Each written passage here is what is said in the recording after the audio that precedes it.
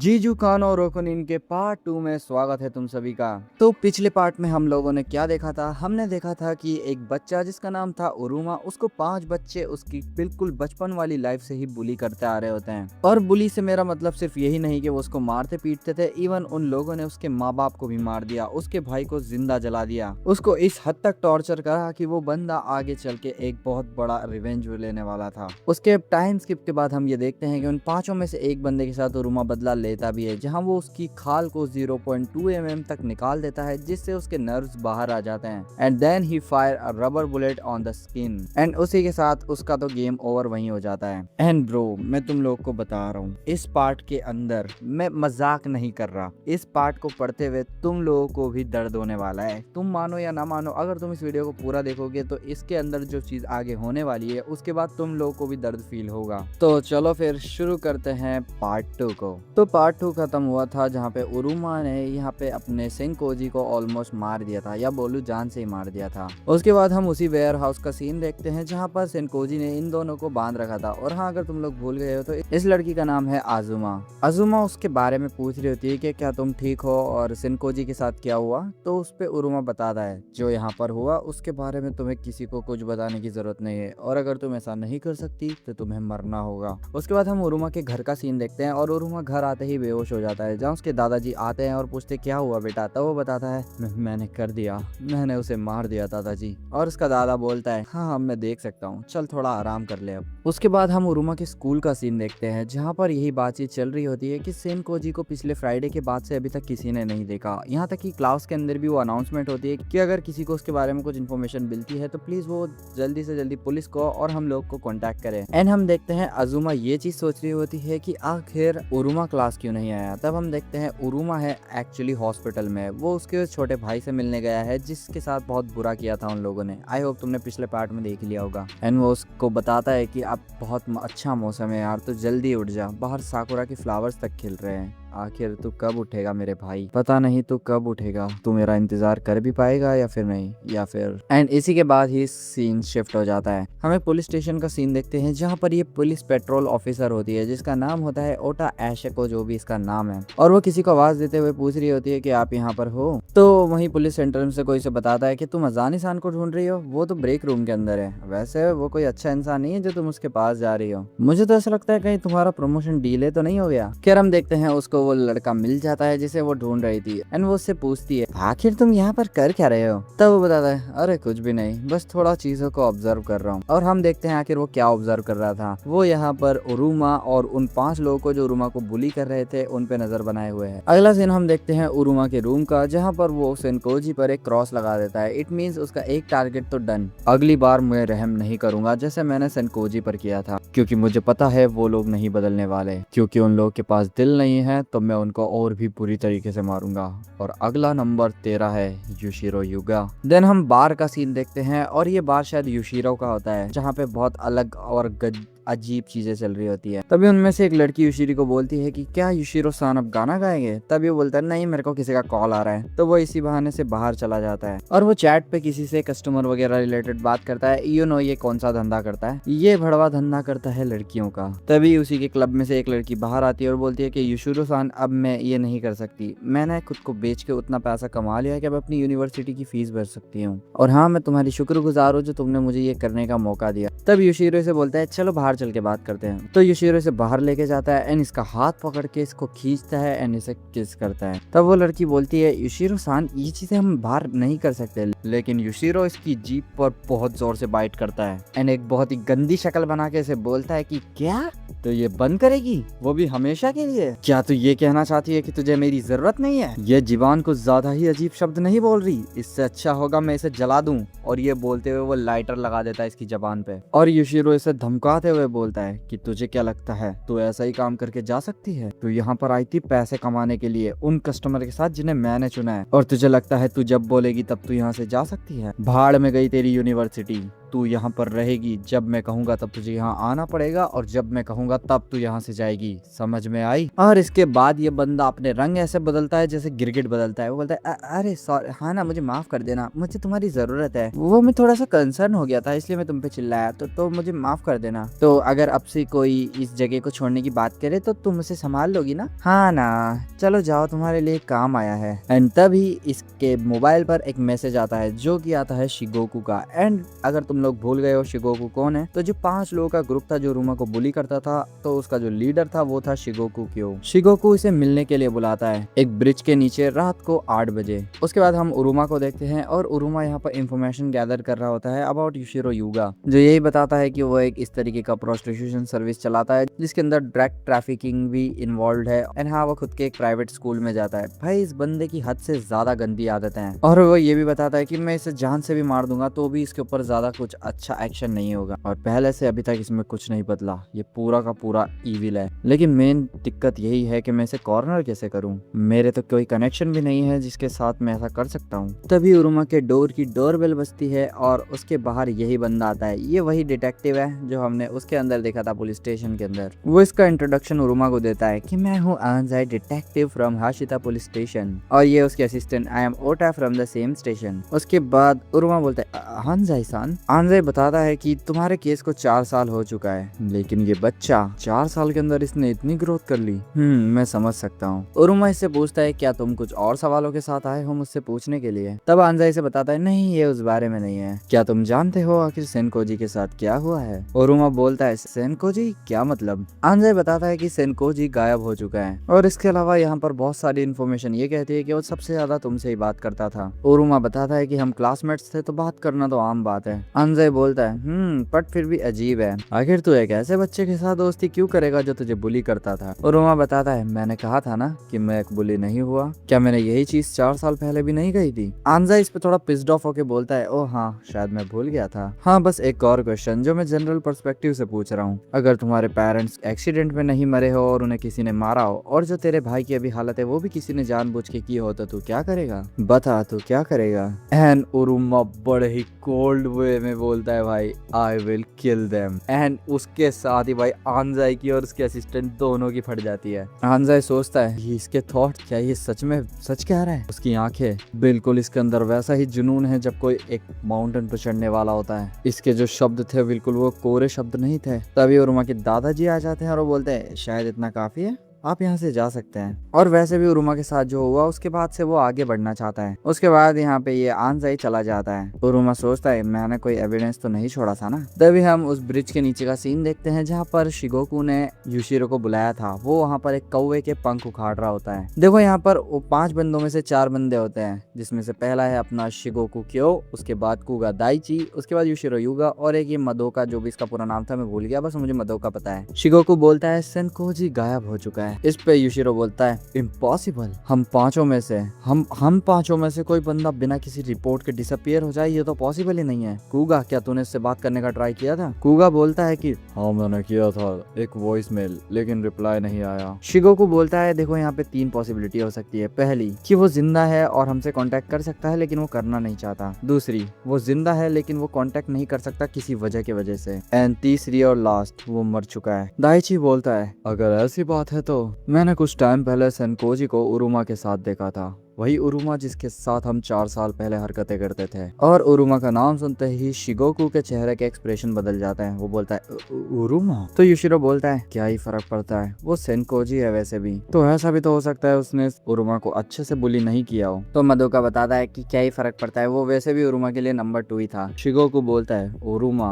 ना ना ना, वो नंबर 3 था। शिगोकू बोलता है चलो अब घर जाओ। शिगोकू यहाँ पे बोर हो चुका था क्योंकि उसके पास कोई सबूत नहीं थे। शिगोकू आगे सोचता हुआ जाता है वो इंसान जो हर सिचुएशन में ब्रूटल रहता था, वो पहली बार स्माइल किया है। फिर हम कुछ दिन बाद का सीन देखते हैं जहाँ पे कुछ लोग स्मोकिंग कर रहे होते हैं एक स्टोर के बाहर। वहाँ पर युशिरो आता है एंड उसके पीछे बैठी होती है हमारी आजुमा और उसको लेके वो स्टोर के अंदर आता है। ऑफ कोर्स वही कोठा जो भी है। तो कुछ लोग इससे पूछते हैं आखिर ये लड़की कौन है? तो युशिरो बताता है ये अभी अभी आई है, ये आज से ही यहाँ पे काम करना शुरू करेगी। और आजुमा इसका इंट्रोडक्शन देती है कि आई एम आजुमा चिजुरू, आई एम वे। उसके बाद हम उरुमा को देखते हैं जो एक प्राइवेट स्कूल के बाहर खड़ा होता है और ये वही प्राइवेट स्कूल है जिसके अंदर योशिरो पढ़ता है। उरुमा सोचता है कि पुलिस मेरे ऊपर पहले से ही थोड़ा शक कर रही है, इसलिए थोड़ा सेफ रहने के लिए मुझे उनके कदम भी ध्यान रखने पड़ेंगे। उरुमा योशिरो के बारे में थोड़ी चीजें बताता है कि उसकी माँ और वो बेटा ये दोनों हाउस होल्ड चलाते थे और ये बंदा शुरू से एक हरामखोर था। प्ले बॉय बोला जाता था इसको एलिमेंट्री स्कूल से ही। उसके बाद तो ये और ज्यादा अवेकंड हो गया शिगोकू से मिलने के बाद और अब तो ये एक प्रोस्टिट्यूशनल धंधा भी चलाता है।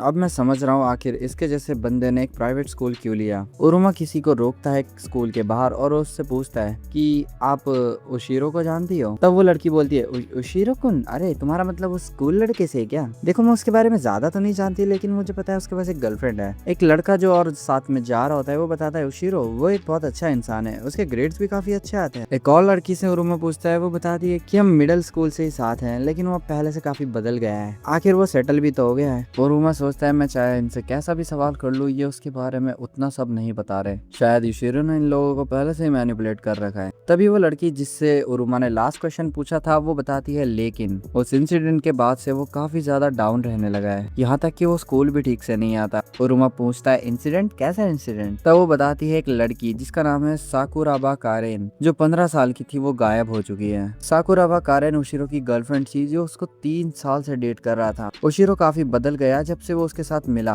उशिरो ने इस स्कूल को चूज किया क्योंकि वो लड़की भी इसी स्कूल में पढ़ती थी लेकिन वो पता नहीं कहाँ गायब हो गई, कुछ महीनों से वो स्कूल भी नहीं आई। मुझे याद है कुछ टाइम पहले मैंने उसको क्लास के अंदर अकेले बैठा देखा था और हम फ्लैशबैक देखते हैं जहाँ पर ये लड़की पूछती भी है कारेन आखिर तुम वहाँ पर कर क्या रही हो, लेकिन उसका कोई जवाब नहीं आया और मैं वहाँ से चली गई। वो आखिरी टाइम था जब मैंने काराबा को देखा था। वो लड़की आगे और कंटिन्यू करते हुए बताती है कि उसी दिन से काफी सारी रिपोर्ट्स वगैरह भी लिखाई गई बट उसका कुछ पता नहीं चला। कुछ लोग तो उसे कुछ लोग तो ये भी कहते हैं कि उसने सुसाइड कर लिया या फिर कुछ सुपरनैचुरल चीज हुई थी उसके साथ और हमें कोई सुराग भी नहीं मिला। उसी के बाद से युशिरो काफी ज्यादा डिप्रेस रहने लगा और वो ठीक से स्कूल भी नहीं आता था। एंड उरुमा आगे सोचता है अच्छा तो इसीलिए अपने बुरे इरादों पे वापस आ गया और उसने ये धंधा खोला। खैर क्या ही फर्क पड़ता है। साकुराबा कारेन मुझे ऐसा लगता है ये इस केस की एक चाबी बन सकती है। उसके बाद हम उसी धंधे या बार का सीन देखते हैं जहाँ पर युशिरो होता है। फिलहाल को अभी ये बंद होता है बट अंदर से तो चालू ही होगा ना। यहाँ पर आजुमा सान आके एक सोफे पे बैठती है और वो सोचती है आखिर इस जगह पर चल क्या रहा है, इतने गंदे म्यूजिक, यहाँ पर कितने डरावने पर्सन है और सबकी ये सेम ही लग रही है। उसके बाद हम एक लड़की को देखते हैं जिसका नाम होता है मिकी और उसके बारे में आजुमा सोचती है मिकी, मेरे को नहीं लगा था कि मैं उसके साथ इतना टच में होंगी। उसने मुझे बोला था कि वो मुझे पार्ट टाइम जॉब दिलाने में मदद करेगी बट मुझे थोड़ी पता था ये किस टाइप की पार्ट टाइम जॉब है। उसके बाद हम देखते हैं यहाँ पर एक ये मोटा गेंडा आता है जो चिजुरू को बोलता है तुम चिजुरू है ना, क्या मैं यहाँ पे बैठ सकता हूँ? और उसके बाद चिजुरू के साथ थोड़ी गंदी गंदी हरकतें करने की कोशिश करता है जैसा कि तुम देख सकते हो। लेकिन यहाँ पर सही टाइम पर आ जाती है मिकी जो उससे बोलती है अबे भूतनी के फूट ले यहाँ से। एंड चिजुरू उससे पूछती है आखिर यहाँ पर इस तरीके के लोग क्यों है, तुमने तो मुझे बताया था कि ये एक पार्ट टाइम जॉब है। तब मिकी सी बताती है कि मुझे माफ करना चिजुरू, असल में ये एक प्रोस्टिट्यूशन है। कावाशिमा सा यहाँ पे लड़कियों के लिए कस्टमर्स अरेंज कर देते हैं, यहाँ पर रहना ही काफी है, उसके बाद तुम काफी ऊंचाइयां छू सकती हो। और वैसे भी मुझे नहीं पता था कि मैं युगा को खुश करने के लिए क्या कर सकती हूँ। मुझे लगा था कि अगर मैं यहाँ पर और लड़कियां ला पाई तो शायद वो मुझसे खुश हो जाए, लेकिन जहाँ पर जितनी भी लड़कियां आई उन सबको युगा पे ही नजर थी और मैं उसे खोना नहीं चाहती। और तू भी सुन ले चिजुरू, तू भी उसके ऊपर मत जाइयो। इस पे चिजुरू डरते हुए बोलती आखिर तू क्या क्या कहना चाहती है। उसके बाद मिकी चिजुरू को एक ड्रेस देती हुई बोलती है कि तू अभी इसे ट्राई कर और वो बाथरूम में जाके उस ड्रेस को ट्राई करती है जो कि स्मैश लग रही होती है और यहाँ बाथरूम में बैठ के सोच ही रही होती है कि आखिर मैं ये क्या कर रही हूँ। तभी यहाँ पर ये मोटा फिर से आ जाता है और भाई इस बार तो हद ही हो जाती है। इस बार तो वो मतलब क्या ही बताओ, तुम लोग को देख सकते हो तो। बट चिजुरू उसके एक कोहनी दे मारती है और उसके बाद इसकी पकड़ से छूट जाती है, लेकिन ये गेंडा दरवाजे को लॉक कर देता है और चिजुरू को कहाँ टच करता है तुम देख सकते हो। चिजुरू यहाँ पे रोते हुए उरुमा को याद कर रही होती है क्योंकि उसने पिछली बार उसकी मदद की थी और तभी यहाँ का दरवाजा टूटता है और इसके मुंह पे एक बहुत क्लासिक लात पड़ती है। बट अब देखते हैं यहाँ पर उरुमा नहीं आया, कोई बंदा इसके बाल पकड़ता है और इसे बताता है कावाशिमा तू अपने औकात से बाहर नहीं जा रहा, क्या मैंने तुझे ये नहीं बोला था कि अपनी एक उंगली भी मत उठाइयो मेरी मर्चेंडाइज पर। और हम देखते हैं यहाँ पर होता है युशिरो युगा, अगर तुझे इसके साथ खेलना है तो पहले तुझे पे करना पड़ेगा, एम्प्लॉय के लिए कोई डिस्काउंट नहीं होता और इसकी फट जाती है और ये बोलता है नहीं नहीं भाई मुझे कुछ नहीं कर रहा। युशिरो इसको बोलता है चल अब घर निकल यहाँ से, और वो चिजुरू से बोलता है तुम मिकी की दोस्त हो ना, तुम पर ये कपड़े अच्छे लग रहे हैं, चलो बाद में मिलते हैं। चिजुरू सोचती है क्या ये एक अच्छा इंसान है। चिजुरू यहाँ पे बार में वापस आती है और मिकी से पूछती है कि आखिर तुझे इतना टाइम कैसे लग गया, बता रहे मुझे माफ करना बाथरूम में थोड़ा टाइम लग गया। मिकी चिजुरू से पूछती है कि तेरे को युका के बारे में पता है, तब वो इस बात पे मना कर देती है और तब यहाँ पर एक बंदा आता है और वो बोलता है क्या तुम युशिरो की बात कर रहे हो, उसे तो मैंने बाहर जाते देखा था। तब मिकी इससे पूछती है बाहर वो कहाँ, तब ये बताता है कि वो मुझे नहीं पता लेकिन मुझे इतना पता है वो आज वापस नहीं आने वाला, कभी कभी वो ऐसे बाहर चला जाता है, वो ऐसी जगह जाता है जो हमें भी नहीं पता, वो कब आता है कब जाता है किसी को नहीं पता।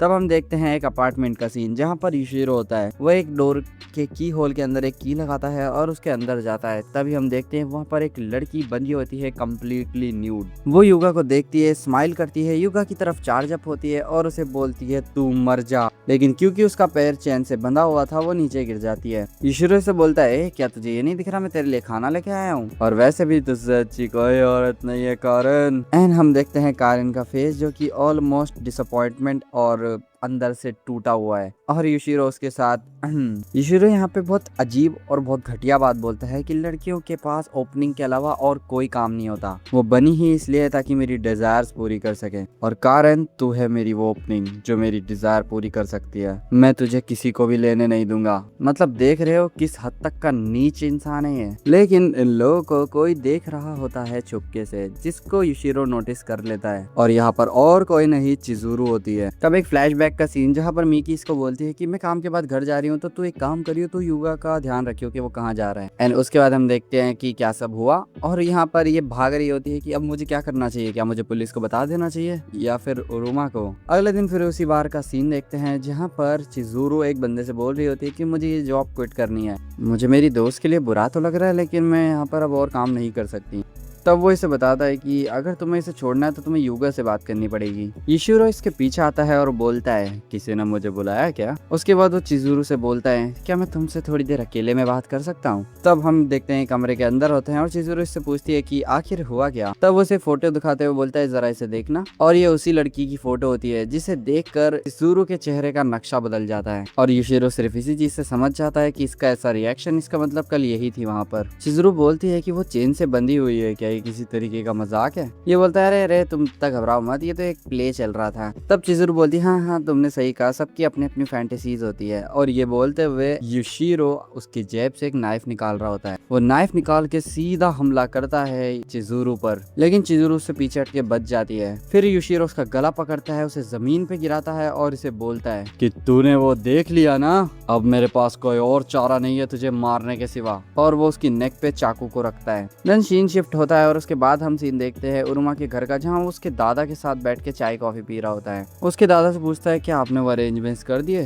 जो रेडी करने थे। उसके दादा उससे बोलते हैं क्या तू अभी से आगे बढ़ रहा है, अगर मुझे एक और चीज मिल गई तो मैं युशिरो को पूरा जमीन पे ला सकता हूँ, बस एक चीज। बैक टू युशिरो, वो उसको मारने ही वाला होता है कि यहाँ पर वो बंदा आ जाता है जिससे चिजुरू बात कर रही थी। तब वो लड़का पूछता है क्या हुआ, यहाँ पे सब ठीक है। तब यहाँ पर युशिरो बोलता है हाँ हाँ सब ठीक है, और वो इसे बताता है अगर तुमने कुछ किया तो ये चिजुरू की पहली जॉब है, तो कांग्रेचुलेशन, जाओ जाके सेलिब्रेट करो। चिजुरू सोचती है अगर थोड़ा और देर लगती तो मैं मर जाती अब तक। चिजुरू तुम्हारा काम होने के बाद मेरे पास वापस आना, मैं फिर डिसाइड करूंगा तुम्हारे साथ क्या करना है। Have a safe trip. उसके बाद हम चिजुरू को देखते हैं जो है कि एक बिल्डिंग जैसी जगह पे कई होटल वगैरह में जाती है, जिसका रूम होता है 303, और उसके मन में बहुत सारे अजीब ख्याल चल रहे होते हैं कि अगर मैं यहाँ से भाग गई बिना खुद को इंट्रोड्यूस करे तो मुझे पता नहीं वो लोग मेरे साथ फिर क्या करेंगे, पता नहीं वहाँ पर कैसा इंसान होगा, अगर वहाँ पे कोई बुरा इंसान हुआ तो ना ना ना ना ना, लेकिन ऐसा भी तो हो सकता है। तो हम उसकी इमेजिनेशन देखते हैं जहाँ पर वो ऐसा करती है कि जहाँ पर वो दरवाजा खोल के अंदर जाती है और बोलती है एक्सक्यूज मी, और उसके रूम के अंदर जो होता है वो बोलता है मैं तुम्हारा इंतजार कर रहा था मेरी प्रिंसेस, मैंने तुम्हारे लिए 100 मिलियन रोजेस का एक बुके भी बनाया है, कमाल है ना। और वो उससे पूछता है क्या ये तुम्हारा फर्स्ट टाइम है, मैं कोशिश करूंगा कि मैं तुम्हारे साथ पूरी तरीके से जेंटल ट्रीटमेंट करूं। एंड उसके बाद हम देखते हैं चिजुरू काफी तरीके की कॉस्प्ले ट्राई करती है, और ये क्या है भाई। चिजुरू उसकी इमेजिनेशन से बाहर आती है और वो सोचती है शायद ये एक फन हो सकता है। अरे ये फन कैसे हो सकता है, 100 मिलियन रोजेस कोई मजाक थोड़ी है। कि क्या मैं खुद को बहुत ज्यादा लेट नहीं कर दिया। तब हम देखते हैं वो रूम 303 के बाहर खड़ी है और वो उसका दरवाजा खोलती है और दरवाजे के अंदर खड़ा है उरुमा। That's my boy. इन दोनों का आई कांटेक्ट होता है और भाई और उरुमा इससे पूछता है तुमने मुझे काफी इंतजार कराया आजुमा सान। और बस उरुमा को देखते ही हक्की बक्की हो जाती है। आखिर उरुमा यहाँ पे क्या कर रहा है? क्या ये मेरे भले ही ये इलीगल सर्विस है लेकिन उरुमा कौन? क्या किसी ऐसे को यहाँ पे होना चाहिए था? तो पीछे से उरुमा बोलता है आजुमा सांग क्या हुआ? अरे ये देख यार मैंने ही तेरे को बुक किया था तेरी फोटो देख के, तो खुद ही बता दे ये तो ही है ना? आजुमा बोलती है हाँ ये तो मैं ही हूँ। उरुमा बोलता है कि क्या तुझे नहीं पता था? आजुमा सोचती है कि इसका मतलब उरुमा उसने जान के मुझे पिक किया इस जॉब के लिए। उरुमा बोलता है अरे बस कर यार आजुमा सान मेरी बात सुन, मेरे को तुझे कुछ बताना है उशिरो के बारे में। और यहाँ पर सिर्फ वो बताता ही नहीं है, वो उससे पूछता भी है। चिजुरू से बताती है साकुराबा कारन के बारे में कि उसने क्या सब देखा। उरुमा यहाँ उसकी बैक स्टोरी उसको बताता है कि कैसे वो लोग मुझे बुली करते थे और उन्होंने मेरे माँ बाप के साथ किया और मेरे भाई के साथ क्या किया। उरुमा उसी चीज का बदला लेने की बात कर रहा होता है और वो बोलता है कि तू यहीं पे रुक और उशिरो से बच के रहना, मैं उसके पास जा रहा हूँ। यहाँ पे चिजुरू चिल्लाते हुए बोलती है कि उरुमा कौन, मेरी बात सुनो, मुझे ऐसा लगता है कि मैं तुम्हें पसंद करती हूँ। उरुमा का दिमाग खराब हो जाता है सुन के कि क्या बोली ये लड़की। चिजुरू बोलती है कि मैं जब तुम्हारे साथ होती हूँ मुझे बिल्कुल सेफ फील होता है, पर तुम बहुत अजीब हो यार, तुमने मेरा इंतजार तक नहीं किया। उरुमा बोलता है थैंक यू, पर आजुमा सान अभी ये वक्त नहीं है, अभी भी 4 लोग बाकी है जिनको मुझे मारना है और अगला नंबर है युशिरो का। मैं थोड़ी देर में वापस आता हूँ, मेरा यहीं पे इंतजार करना। चिजुरू बोलती है अगर ऐसी बात है तो मैं तुम्हारी हेल्प करूंगी। चिजुरू की बैक पे एक माइक लगा हुआ है जिसको युशिरो सुन रहा है और युशिरो बोलता है मुझे लगा ही था ये तू ही है उरुमा। अगले चैप्टर की स्टार्टिंग में हम देखते हैं कि उरुमा कहीं जा रहा होता है एंड युशिरो कुछ लोगों के सामने खड़ा होता है जो उसे बताता है कि हमारा एनिमी मुझ पे अटैक करने वाला है, तो सब लोग तैयार हो जाओ और हाँ उस लड़की को चिजुरू को भी किडनैप करके मेरे पास लेके आओ। उरुमा तो कितना बड़ा बेवकूफ है, तू ये जानता है कि हम क्या चीज है, उसके बाद भी तू हमसे उलझ रहा है। मैं जानता हूँ कि सेनकोजी को चला गया, लेकिन जो क्योक्शान का रिएक्शन था उसके बाद वो बहुत अजीब था। मुझे लगा नहीं था दाइची की इन्फॉर्मेशन इतनी काम आएगी। उरुमा आ जा, मुझे तेरा रोता हुआ चेहरा दोबारा देखना है। उसके बाद एक बड़े मॉन्स्टर जैसे बंदे की कुछ बातचीत चल रही होती है कि वो ऐसा था और वैसा था और भाई वो ये लोग सड़क पे क्या कर रहे हैं। I mean, मेरे को जहाँ तक पता है ये 2 कपल लोग हो गए जिसमें से इसके बॉयफ्रेंड को इसने मार मार के कुत्ता बना दिया और वो उसकी गर्लफ्रेंड के साथ ग्रिफिथ का स्टूडेंट है ये बंदा, और वो इस लड़की के साथ करते हुए ये बोलता है कि मैं लड़कियों के साथ बड़ा जेंटल रहता हूँ, तुम्हें अच्छा तो लग रहा है ना। लेकिन बेचारी को डरती हुई बोलना पड़ता है मैं तेरे साथ अच्छा फील कर रही हूँ यू अगली बास्टर्ड। एंड बस अगली सुनते ही वो इसके मुंह पे पंच बजा देता है एंड वो उसके मुंह पे इतने पंच बजाता है कि शी इज डेड। लेकिन तभी इसे युशिरो का कॉल आता है। ये मोटा इससे पूछता है कि तुमने मुझे कॉल क्यों किया, क्या तुम कह रहे हो कॉन्सेप्चुअल जगह अच्छा फील होता है, मुझे और बताओ इस बारे में। तब युशिरो से बोलता है कि मैं चाहता हूँ कि तुम अजुमा नाम की एक लड़की को उठाओ। तो ये मोटा उससे पूछता है क्या मैं उसके साथ कर सकता हूँ, जब तक तुम उसे मारोगे नहीं मैं बहुत ध्यान रखूंगा उसका, तो बता क्या मुझे कंसेंट है। उसके बाद हम उसी होटल का सीन देखते हैं जहाँ पर हमारी चिजुरू बंद है अभी भी, मतलब जहाँ पर वो रुकी हुई है और वो सोच रही होती है कि उरुमा मुझे बिना कुछ कहे निकल गया और उसने ये भी बोला था कि दरवाजा मत खोलना, और तभी दरवाजे पे नॉक नॉक भी होता है। तो वो उससे पूछती है आखिर कौन है, तो वो बताता है हाउस कीपिंग। फिर चिजुरू सोचती है कि ये लोग आते तो नहीं है जब रूम ऑक्यूपाइड होता है, लेकिन ये भड़वा तो दरवाजा खोल के अंदर घुस जाता है और बोलता है I am the gentle house keeper. मुझे पता था वो इस चीज का भी अरेंजमेंट कर देगा एक की का, तो तुम हो ना अजुमा, तुम काफी अच्छी दिख रही हो, जरा मेरे पास तो आओ, मैं तुम्हें पास बुला रहा हूँ और तुम मुझसे दूर जा रही हो। अच्छा मैं समझा, तुम बेड पे जाना चाहती हो। उसके बाद ये गेंडा इसकी टी शर्ट उतारते हुए अजुमा के पास आने वाला होता है, तभी वो उसके मुंह पे ब्लैंकेट फेंकती है और वहाँ से बाथरूम में जाके छुप जाती है। और उसके बाद वो सोचती है कि अगर इसने मुझे पकड़ लिया तो ये तो मुझे तोड़ डालेगा। उसके बाद वो गेंडा उस बेड को उठाता है और बोलता है मैंने तुझे ढूंढ लिया,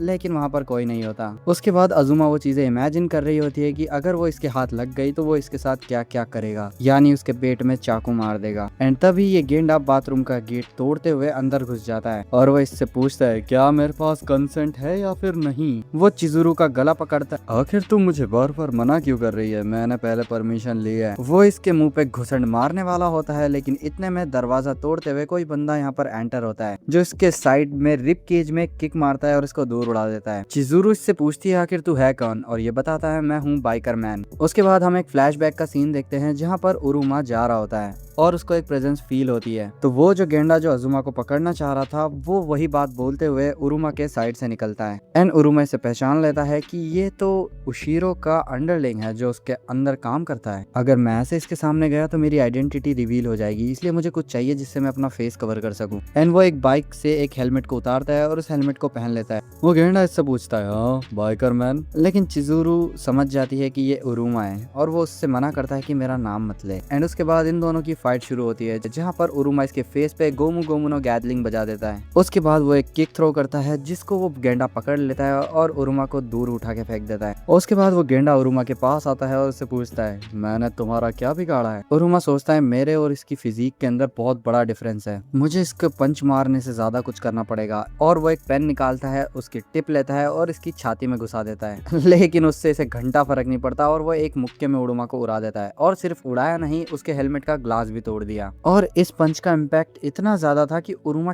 टप्पे खाते हुए जाता है और दीवार में लगता है। उरुमा सोचता है मैंने इसको स्टैप किया फिर भी इसे कुछ नहीं हुआ, आखिर ये कैसा मॉन्स्टर है। और गेंडा इसे बोलता है मैंने तेरा क्या बिगाड़ा है। ये उरुमा के पंचेस पे पंचेस बजाता है जिसको उरुमा ब्लॉक तो करता है, लेकिन तुम उसके एक्सप्रेशन से देख सकते हो कि उसकी एंड्योरेंस इतनी कैपेबल नहीं है कि उसके पंचेस को ज्यादा देर सर्वाइव कर सके। और वो सोचता है कि क्या इस आदमी को दर्द नहीं होता जब ये गुस्से में होता है। वो उरुमा के पेट में एक बहुत तगड़ा पंच दे के मारता है और बोलता है आई विल किल यू। उरुमा सोचता है मैं इसके आगे कुछ नहीं कर पा रहा, लेकिन उसको उसके दादाजी का फ्लैशबैक याद आता है जहाँ पर वो उसे बताते हैं डी अटैचमेंट के बारे में। और उसके बाद उरुमा यूज करता है टॉम ली की यूनिक स्किल और वो बोलता है अब मुझे ये करना ही होगा। उसके बाद जैसे ही वो गेंडा उरुमा पर एक पंच मारने वाला होता है, उरुमा उस डी अटैचमेंट वाली पंच का यूज करता है और उसके शोल्डर को डिसलोकेट कर देता है। फिर हम देखते हैं उसके दादाजी उसे एक्सप्लेन करते हैं कि हमारे बॉडी के अंदर जो जॉइंट्स होते हैं अगर हम उन पर ठीक से अटैक करें तो उनको हम किसी तरीके से उसके पाथ ऑफ फ्लैश के बीच से डिसलोकेट कर सकते हैं। किसी भी हमले को करने से पहले हमारी बॉडी की जो मसल्स है वो एक टाइम के लिए रिलैक्स में आती है और अगर उसी पॉइंट पर कोई पाथ ऑफ फ्लैश पे अटैक कर दे तो वो उसके जॉइंट्स को डिसलोकेट कर सकता है। इससे फर्क नहीं पड़ता तुम्हारी बॉडी के अंदर कितनी मसल्स है और कितने जॉइंट्स है, तुम किसी भी जॉइंट्स को डीअटैच कर सकते हो। और ये वही चीज है तो किटायामा कॉफ style bare hand to hand combat में यूज करती थी, डी अटैचमेंट। और उसके बाद तो इस गेंडे की हालत खराब हो जाती है, ये रो रहा होता है कि मुझे मेरा आर्म फील नहीं हो रहा, आखिर तूने मेरे साथ क्या किया मादर। और वो चिजुरू की तरफ जाता है लेकिन चिजुरू भी एक इसके रैप्टा देके मारती है। उरुमा इसको बांध के बाथरूम में पटक देता है और वो उरुमा को धमकी भी देता है कि मैं ये याद रखूंगा, मैं तुझे खत्म कर दूंगा, तू मुझे जब भी मिलेगा तू मारा जाएगा। उरुमा बोलता है यार ये कितना बड़ा सरदर्द है। चिजुरू यहाँ उरुमा को देख के थोड़ी खुश हो रही थी कि मुझे लगा ही था यहाँ पर उरुमा ही है। उरुमा बोलता है मुझे जाना होगा, वैसे उशीरो कहाँ पर है? अजुमा आखिर तुम अब क्या करोगी? उरु और अजुमा का यहाँ पे मुंह बन जाता है। उरुमा यहाँ से जाने लगता है कि मैं जा रहा हूँ, लेकिन अजुमा उसे बोलती है उरुमा कुन सुनो। एंड इसके बाद यहाँ पर अजुमा उरुमा को किस करती है। उसके बाद हम उरुमा का रिएक्शन देखते हैं जो कि इस पे थोड़ा पॉजिटिव ही होता है। वो एकदम इसको साइड करता है और कम्प्लीटली ब्लैंक हो जाता है कि आखिर ये क्या हुआ। उरुमा यहाँ पे सोचता है कि आखिर ये क्या हुआ। चिजुरू इससे बोलती है मुझे माफ कर देना। उरुमा बोलता है नहीं कोई बात नहीं, सब ठीक है, भले ये चीज थोड़ी अलग थी और थोड़ी अजीब थी लेकिन कोई बात नहीं, चलता है। उसके बाद अजुमा बोलती है क्या हुआ उरुमा? ना कुछ नहीं हुआ, मैं जा रहा हूँ। अजुमा तुम एक काम करो, तुम जाओ पुलिस स्टेशन, हाँ ध्यान रखना कि मेरा नाम मत लेना। इस अजुमा की वजह से मैं ठीक से चल भी नहीं पा रहा, ये जगह पूरी खराब हो चुकी है। उसके बाद हम देखते हैं एक पुलिस ऑफिसर को जो उसी जगह पे इन्वेस्टिगेशन कर रहा होता है जहाँ पर उरुमा ने उस मोटे गेंडे की ठुकाई की थी। और सिर्फ इतना ही नहीं, वो उस मोटे गेंडे को यहाँ पे पकड़ भी लेते हैं। वो लोग यहाँ पर थोड़ी बातचीत करते हैं कि यहाँ पर आया कौन था और क्या सब हुआ था। तो अजुमा बताती है इसने मेरे पे हमला करने की कोशिश की थी। तो वो पुलिस ऑफिसर इससे पूछता है कि आखिर कौन था जिसकी इसने ये हालत की। तो अजुमा बताती है कि मुझे नहीं पता, उसका नाम शायद बाइकर मैन था। क्या कहा बाइकर मैन? इतने में ही वो गेंडा चिल्लाता है कि हाँ वो बाइकर मैन, मैं उसे जान से मार दूंगा। तब उस पुलिस वाले को इतना भरोसा हो जाता है कि हाँ चलो कम से कम ये लड़की सही तो कह रही है। फिर ये गेंडा चिल्लाता है कि मुझे उशीरो के पास जाने दो, उसने मुझे बाइकर मैन के बारे में कुछ नहीं बताया था। उशीरो का नाम सुनते ही ये बंदा थोड़ा सा चौकन्ना हो जाता है। उसके बाद ये लड़की जो इसके साथ थी ये बोलती है क्या उशीरो और बाइकर मैन, कितने फनी नेम है। खैर उसके बाद हम देखते हैं कि ये लोग अपने अपने घर चले जाते हैं और उरुमा भी यहीं होता है जो कि देख रहा होता है कि यहाँ क्या चल रहा है। उसने उसकी पूरी आइडेंटिटी आइडेंटिटी को हाइड कर रखा होता है एक हुडी और एक मास्क पहन के। कोई बंदा यूशिरो को कॉल करके इन्फॉर्म करता है कि यहाँ पर एक सस्पिशियस इंसान दिखाई दे रहा है। यूशिरो समझ जाता है कि यहाँ पर उरुमा आ चुका है। यूशिरो बोलता है, उरुमा अब तू क्या करेगा? शॉप के अंदर 3 एंट्रेंस है और तीनों में ही मैंने तेरी फील्डिंग सेट कर रखी है। यहाँ पर ऐसे गार्ड है जिनकी फिजिकल स्ट्रेंथ तुझसे काफी ज्यादा है। अगर तू यहाँ पर घुसा तो तू मारा जाएगा। और सिर्फ ऐसा ही नहीं है कि यहाँ पर कुछ गिने चुने बंदे हैं, यहाँ पर 20 सोल्जर्स हैं। अब तो क्या करेगा उरुमा? अब तो मजा आने वाला है सन। तभी हम उस पुलिस ऑफिसर को देखते हैं जो सोच रहा होता है, सेनकोजी कात्सुमाकी उरुमा शुन एंड यूशिरो युगा। काफी नॉस्टैल्जिक नेम है। ये सारे एक केस से रिलेटेड थे जो आज से 4 साल पुराना है। वो सभी लोग एक ही स्कूल में पढ़ते थे। मुझे लगता है इसी केस से कुछ रिलेटेड बहुत सी ऐसी चीजें हैं जो मैं मिस कर रहा हूँ। वाह, 30 मिनट पहले का हम सीन देखते हैं जहाँ पर यूशिरो फोन लगा के बोलता है कि यहाँ पर एक सस्पिशियस इंसान है और हम देखते हैं उरुमा यहाँ पर पहुंच जाता है। उरुमा तो तू यहाँ आ गया। तुझे अपनी ताकत पर कुछ ज्यादा ही घमंड नहीं हो रहा? तुझे ऐसा लगता है कि तू हम सबको हरा देगा? तू चाहे तेरे अलाइस को ही क्यों ना बुला ले, तू हमारा एंटरटेनमेंट करने के अलावा और कुछ नहीं कर पाएगा। लेकिन तभी एक धमाके की आवाज आती है और हम देखते हैं कि इसकी बिल्डिंग के एक एंट्रेंस के साइड में एक बॉम्ब फटा है। यूशिरो को कॉल आता है और पूछता है कि क्या हुआ। तभी से कोई बताता है कि शॉप के अंदर आग लग गई है, शॉप से जल्दी बाहर निकलो। तभी पूछता है कि कावाशिमा क्या कर रहा है और बाकी सब किधर है। तो ये बताता है कि वो सब टेक डाउन हो चुके हैं। उसका वो बंदा उसे बताता है कि मैं इन लोगों को लेके जा रहा हूँ यहाँ से और यूशिरो सान तू भी फटाफट यहाँ से निकल जा। यूशिरो का दिमाग खराब होता है, बोलता है कि क्या बोल रहा है तू। तभी वो देखता है कि स्टोर के अंदर काला धुआं आ रहा है एंड तभी एक बॉम्ब भी फटता है जिससे बहुत ज्यादा आवाज और एक्सप्लोजन निकलता है। यूशिरो बोलता है ये आवाज किचन से आ रही है, आखिर यहाँ पर चल क्या रहा है? ये तो एक फायर क्रैकर था, इतना चिल्ला मत बे। बट तभी उस स्मोक के अंदर से उरुमा निकलता है एक बैड एस एंट्री के साथ और वो यूशिरो को बोलता है इट्स बीन अ व्हाइल। यूशिरो इससे पूछता है तो तू इतना सब उखाड़ने के लायक बन चुका है अब? उरुमा बोलता है हाँ लगता तो ऐसा ही है और वैसे भी आजुमा सेफ है। तब यूशिरो इससे बोलता है क्या तूने गानो को हरा दिया? उरुमा बोलता है गानो? ओह अच्छा, तो ये उसका नाम था। यूशिरो का यहाँ दिमाग खराब होता है और वो एक नाइफ लेके उरुमा को स्टैब करने के लिए आगे बढ़ता है, लेकिन विद इन 1 सेकंड बंदा जमीन पे पड़ा होता है। उरुमा उसका नाइफ उससे छिनाता है और उसकी आंख के पास लगा के बोलता है चल अब मैं तुझे तेरी कब्र के पास लेके चलता हूँ। थोड़ा हम देखते हैं डार्क अंधेरे रूम का सीन जहाँ पर यूशिरो चिल्ला रहा होता है उरुमा आखिर तू ये क्यों कर रहा है? उरुमा बोलता है अबे चुप कर बे। यूशिरो बोलता है अबे तू साले मादर, मैं तुझे जान से मार दूंगा। और उसके बाद हम एक टूल देखते हैं जो कि कुछ इस टाइप का लग रहा है और हाँ मैं बता रहा हूँ भाई तुम लोगों को आगे जाके बहुत दर्द होने वाला है सिर्फ इस मांगा के कुछ पैनल्स देख के। इस टूल के बारे में थोड़ा जान लेते हैं। इसको बोलते हैं पियर ऑफ एंग्विश। ये एक टॉर्चर डिवाइस है जिसको मेडिवल यूरोप में यूज किया जाता था। हम देखते हैं उरुमा ने यूशिरो को एक नंगा करके एक चेयर के ऊपर बिठा रखा होता है और उसके हाथ पैर दोनों बांध दिए होते हैं। यूशिरो चिल्ला रहा होता है आखिर तू है कहाँ उरुमा, मेरी आंखें खोल। एंड बिकॉज उरुमा एक बहुत अच्छा इंसान है तो वो इसकी आंखें खोल देता है और आंखें खोलते ही उसे ये देखने को मिलता है जिससे उसकी फटती तो है लेकिन वो दिखाता नहीं है। वो उरुमा को गालियां दे रहा होता है कि एक बार यहाँ से निकलने के बाद मैं तुझे जान से मार दूंगा, मैं तुझे उससे भी ज्यादा दर्द दूंगा जितना मैंने तेरी फैमिली को दिया था। और ये बोलते हुए पागलों की तरह हंसने लगता है और बोलता है कि मैं बहुत ज्यादा हंसा था जब हमने तेरी फैमिली को मारा था क्योंकि मेरे को बहुत मजा आया था वो करके, मुझे वो चीज दोबारा करनी है। एंड हम देखते हैं उरुमा उसकी हुडी की जेब से कुछ निकालता है, वही टॉर्चर डिवाइस, और उसको दिखाता है। यूशिरो सोचता है हाँ आखिर ये क्या है और उरुमा इसे धमकाता है हाँ जरा देख इसे, अब मैं बताता हूँ तुझे मैं क्या कहना चाहता हूँ। एंड उरुमा इसकी सीट के नीचे जाता है एंड हमें बताया जाता है कि द पियर ऑफ एंग्विश आखिर एक तरह की का मेटल है जिसको टॉर्चर के लिए यूज किया जाता है। लोगों के मुंह में डाल के इसको खोल दिया जाता है और उनका मुंह फाड़ दिया जाता है जब तक वो सच ना बोल दें। बट उरुमा का तो कुछ और ही मन है, वो उसको मुंह में नहीं कहीं और डालने वाला है। यूशिरो पूछता है हाँ आखिर तू कर क्या रहा है? तो उरुमा बताता है कि ये डिवाइस आजकल कुछ ज्यादा ही टॉर्चर के लिए यूज हो रहा है, या तो तुम्हारे पिछवाड़े में या फिर तुम समझ रहे हो। एंड हाँ उरुमा घुसा भी देता है यूशिरो के पिछवाड़े में और सिर्फ घुसाता ही नहीं उसको अंदर ही ओपन भी करने लगता है और तुम यूशिरो की चीखें सुन सकते हो सिर्फ पैनल से ही। यूशिरो भीख मांगता है कि उसे मत खोल। उरुमा थोड़ा सरप्राइज होता है कि हाँ ये ड्यूरेबल तो है, वो उस टूल की बात नहीं कर रहा, वो उसके पिछवाड़े की बात कर रहा है। यूशिरो बोलता है अगर ये इसी तरीके से खुलता रहा तो मेरी तो, और ऐसा हो भी जाता है, वो पिछवाड़ा ही फाड़ दिया भाई का। एंड उसके बाद तुम यूशिरो का फेस देख सकते हो भाई, उसकी तो ऐसा लग रहा है जान निकल गई। वो बताता है कि ब्लड के साथ साथ कुछ और चीजें भी निकल गई। वो इससे मौत की भीख मांगता है कि मुझे मार दे या तो छोड़ दे, लेकिन ओरुमा वो बोलता है ये तो राउंड 1 था, अभी तो राउंड 2 शुरू होगा। लाइट्स ऑन कर देता है एंड उशिरो ये देख के थोड़ा सरप्राइज होता है कि वो जिस जगह पर है ये वही जगह है जहाँ पर उसने कारेन को बांध के रखा था, और वो ये भी देखता है कि वो यहाँ पर नहीं है। वो ओरुमा से पूछता है कि आखिर तूने उसके साथ क्या किया, तो ओरुमा बोलता है कि तूने क्या मुझे तेरे जैसा समझा है, तूने साकुराबा कारेन को लॉक किया था तेरे खिलौने की तरह, तो मैंने उसे जाने दिया, आखिर इसमें क्या गलत किया, तूने उसके साथ जो किया उसके बाद तुझे लगता है कि वो तुझसे खुश होगी। तू साकुराबा से मिला था ऑलमोस्ट तेरे सेकंड ईयर के टाइम पे, है ना, और उस टाइम तू एक बैड ग्रुप का लीडर भी था। जब भी वो घर से स्कूल जाती, स्कूल से घर आती, तू उसे रोज देखता था और तुझे उसी दिन उससे प्यार हो गया, और तूने उसी की वजह से खुद का अपीयरेंस बदलना भी स्टार्ट कर दिया, और कुछ 1 साल बाद तूने उसे जाके कन्फेस भी कर दिया, और उसके बाद से तुम लोग डेट करने लगे, और सिर्फ इसी वजह से तू उसी के हाई स्कूल में भी चला गया ताकि तुम्हारा रिलेशनशिप आगे कंप्लीट चल सके। लेकिन कुछ महीने बाद वो साकुराबा गायब हो गई। तू सबको ऐसा दिखाता था कि उसके जाने से तू काफी ज्यादा डिप्रेस रहने लगा है, जबकि असल बात तो ये थी कि तूने ही उसे किडनैप किया था, और मुझे ये चीज पता थी कि तू उससे खुश नहीं है।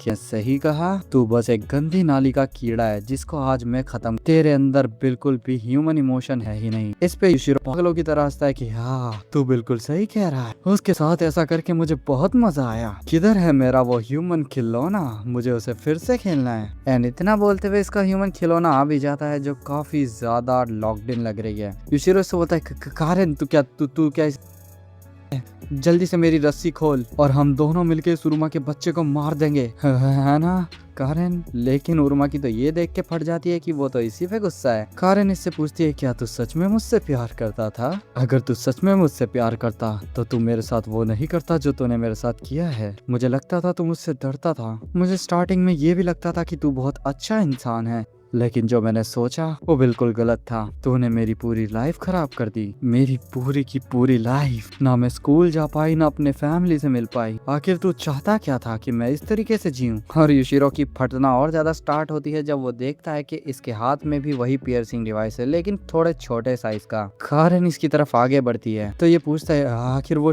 टूल क्या है और तू उससे करना क्या चाहती है। कारेन बोलती है अरे मैं तो बस इसका इस्तेमाल करूंगी तेरे ऊपर, इसको तेरे अंदर घुसा और उसके बाद तुझे पता ही है। युशिरो पूछता है कि मेरे अंदर, लेकिन कहाँ पर? ये उरुमा को धमकी दे रहा होता है कि मैं तुझे अभी के अभी मार दूंगा, लेकिन कारेन इसके नुन्नू में उस चीज को घुसा देती है। और भाई ये पैनल भाई मेरे को दर्द हो रहा है सच्ची में। तुम युशिरो का फेस देखो भाई, ये इसकी चेयर को लेके ही गिर जाता है, और इतना ही नहीं कि कारेन यहीं पे रुक जाती है, कारेन इसको ओपन भी करती है। ये कारेन से भीख मांगता है कि प्लीज मुझे छोड़ दे। कारेन इससे पूछती है कि मेरे 3 सवालों का सही जवाब दे, आखिर तू मेरे साथ बाहर क्यों जाता था? युशिरो तो दर्द में है तो वो बोलता है मुझे दर्द हो रहा है। तब वो इससे दोबारा पूछती है मेरे सवाल का जवाब देगा, और उसको वही उसके फ्लैशबैक्स याद आ रहे होते। एंड युशिरो बताता है क्योंकि मुझे वो पसंद था। कारेन थोड़ा और खोलती है, भाई दर्द हो रहा है सच्ची में। उसके बाद कारेन इससे दूसरा सवाल पूछती है आखिर तूने मुझे इस जगह पे बंद क्यों किया? एक और फ्लैशबैक जहाँ पर ये इससे उसका हाथ मांगती है जो कि थोड़ा सा गर्म लग रहा होता है। युशिरो यहाँ पे चिल्ला के बोलता है क्योंकि तेरी बॉडी बहुत अच्छी है और वो सिर्फ मेरी है, मैं नहीं चाहता था कि मैं किसी और को दूं। यहाँ पे कारेन इसको थोड़ा और ज्यादा खोलती है। ओके तो आखिरी सवाल, क्या तू मुझसे सच में प्यार करता था? युशिरो चिल्ला के बोलता है क्या बकवास है, मैंने तुझसे कभी प्यार नहीं किया, मेरा खिलौना है तू। और सिर्फ इतना सुन के कारेन इसको पूरा खोल देती है और युशिरो का नुन्नू फट जाता है। वो दर्द की वजह से ठीक से बोल भी नहीं पा रहा, उसके मुंह से झाग आ जाते हैं। यहाँ पे कारेन इससे बताती है कि अब तो इस चीज को इस्तेमाल नहीं कर पाएगा, तेरा तो बहुत खून बह रहा है, इट्स ऑलरेडी ओवर। और ये बोल के वही चीज वो खुद की गर्दन में भी घुसा लेती है। उरुमा ये देख के थोड़ा शॉक होता है कि आखिर इसने ऐसा क्यों किया। वो कारेन को पकड़ता है कि कारेन ये क्या किया तूने, और युशिरो भी यही देख रहा होता है। युशिरो यहाँ सोचता है कि मैंने पहले सोचा था कि कारेन एक अजीब लड़की है। उसके बाद फ्लैशबैक, यहाँ पर कारेन बोलती है ये लो मेरा क्लास वर्क, तुम इससे कॉपी कर सकते हो। युशिरो बोलता है नहीं मुझे ये नहीं चाहिए। उस वक्त मैं उसको मारता, लेकिन क्या तुझे हम लोगों से डर नहीं लगता? कारेन बोलती है नहीं क्योंकि ये मेरा काम है, और वैसे भी लोग वैसे नहीं होते जैसा वो दिखते हैं। उसको पहली बार देखने से ही मेरे दिल में उसके लिए फीलिंग्स आ गई थी, और मैंने उसके साथ जो किया, जो मैं उसके साथ फिजिकल हुआ,